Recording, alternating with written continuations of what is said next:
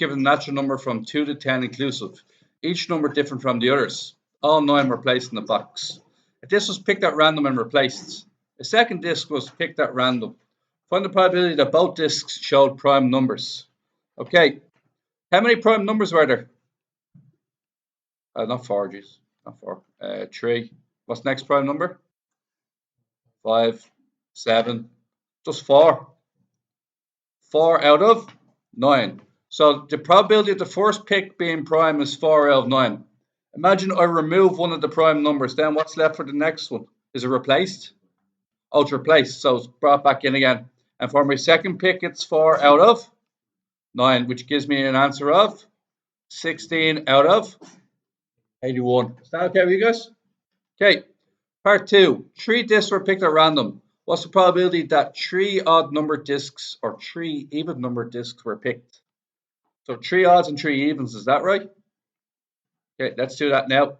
So it's the probability of odd plus the probability of even, and even. Is that okay with you guys? Now, what's going to happen now? Can anybody tell me? Odd, and even. So, how many are odd? How many of the numbers are odd? So that'll be, what's it? 4 out of 9 multiplied by another. 4 out of 9 multiplied by another. 4 out of 9. How many of them are even? 5 out of 9 by logic's sake. 3 5 out of 9s. Going to multiply all them and add them all together. And what I should get, we'll find out, will we? What's the probability that 3 odd number discs or 3 even number discs were picked? Okay. What? Oh, they're not replaced. Oh, sorry. Why does it say they're not replaced? Oh, it doesn't say they're replaced. So we have to change it to what? That has to come downwards as 3 over, and then 2 over 7. What about the next one? 4 over 8. And after that? Anybody else? 3 over 7. Okay. And what answer do we get for that?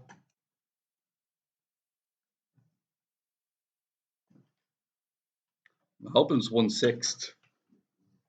Is it 1 over 6? Do you want me to show you a different way of doing the same question? Just in case you happen to be thinking a completely different way. Yeah, all happy with that method? Now here's a separate way for doing the question. Imagine that you have how many different ways can we select three numbers from 9? 9C3, which is 84. And think about this. Out of all of those options, how many of them contain the 3 odds?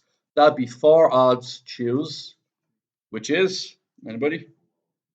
4. And then what about the other one? We wanted to select 3 evens. 5 evens choose.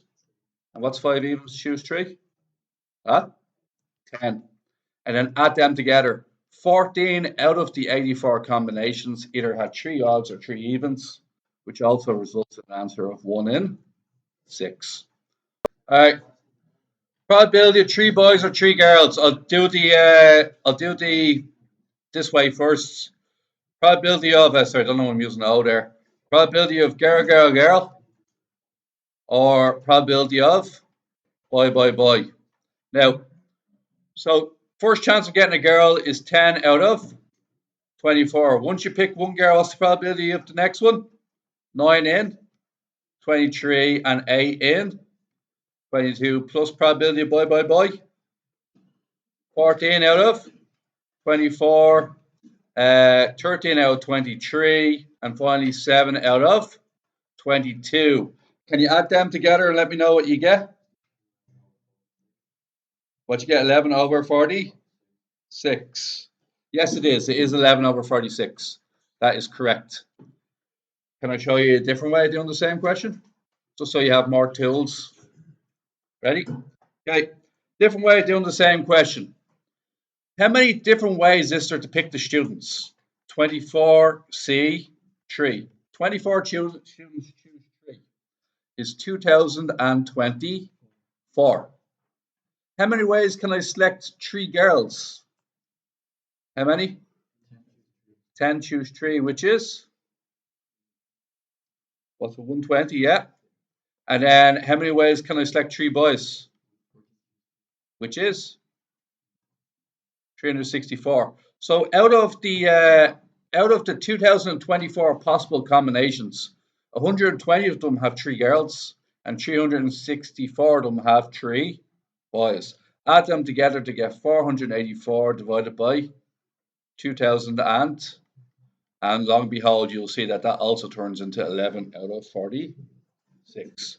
Both answers yield the same results, or both methods yield the same result. Everybody cool with that?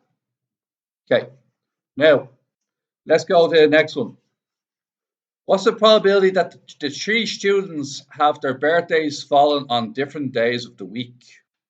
Okay, so 3 students, first student, second student, and third student. Agreed? Okay, and there's 3 of them, right? What's guaranteed about the first student? The first student definitely has a birthday. So what can we say then? Huh? Yeah? Very good. All right. So I'm thinking like this. First student definitely has a birthday. That's 100%. Second student has a 6 out of 7 chance of not choosing the same birthday or not having the same birthday. Agreed? Now 2 days of the week are now taken. So what's the chance the third student doesn't clash with either of them? Anybody know? 5 and 7. And what's my answer then? 30 out of 49. Anybody get there before me?